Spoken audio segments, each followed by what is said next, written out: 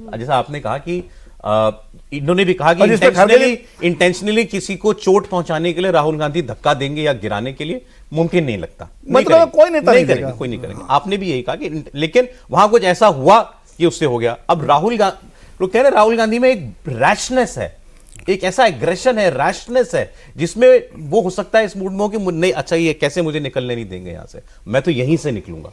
फिर आदमी जो है जाता है तो अपने लिए रास्ता बनाने की कोशिश करता है। और राहुल गांधी अच्छी बात है, फिट आदमी है, तो उन्होंने ये दोनों तरफ से जिद वाला कोई मामला नहीं है।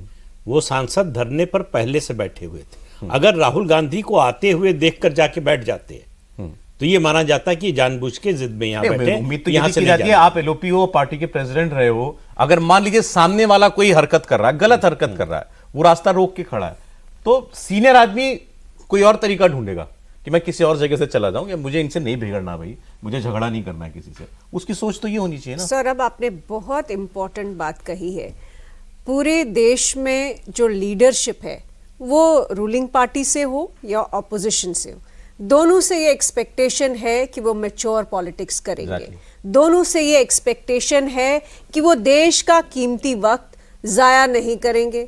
लेकिन जो हम देखते आ रहे हैं कि जिस तरह से एलओपी होने के बाद से, खासकर मैं कहूँगी, राहुल गांधी बेशक एक कॉन्फिडेंस आया है, एक असर्टिवनेस आई है, लेकिन साथ ही साथ एक एग्रेशन भी दिखता है उनका। और साथ में अगर आप देखें कि कितने ही यूजलेस इश्यूज को वो इशू बना रहे। इलेक्शन के दौरान भी उन्होंने जिस तरह से कास्ट पे फोकस किया, कास्ट की जो पॉलिटिक्स है वो उनको शोभा नहीं देता। वो अपने आप को कांग्रेस की जो एक वो कल्चर रही है, एक प्रथा रही है कि लिबरल पार्टी है, वो लिबरल जो एजेंडा लेके आते हैं, उल्टा वो बिल्कुल इलिबरल एजेंडा लेके आते। अभी भी बहुत ही मामूली सी बात पे उन्होंने पार्लियामेंट में इतना हंगामा खड़ा कर दिया, एक छोटी सी बात को लेकर उन्होंने उसको एक ऐसा स्पिन दिया कि ये प्रोजेक्ट किया गया कि जैसे तो सरकार ने डॉक्टर बाबा साहेब अंबेडकर की होम मिनिस्टर की स्पीच वाली बात आपकी, हाँ, कि इंसल्ट की हो, जबकि ऐसा कुछ था नहीं, कॉन्टेक्स्ट कुछ और था, कहा कुछ और गया। लेकिन जिस तरह से कांग्रेस ने उसकी पैकेजिंग की, और ये कांग्रेस के एलओपी जो है, ऑपोजिशन के जो एलओपी है, राहुल गांधी की लीडरशिप के नीचे होता है कि आप छोटी सी छोटी बात को आप उसका बतंगड़ बनाते हैं और देश का कीमती समय जाया करते हैं। अब आज हम क्या डिबेट कर रहे हैं? हम बिल्कुल डिबेट नहीं कर रहे हैं।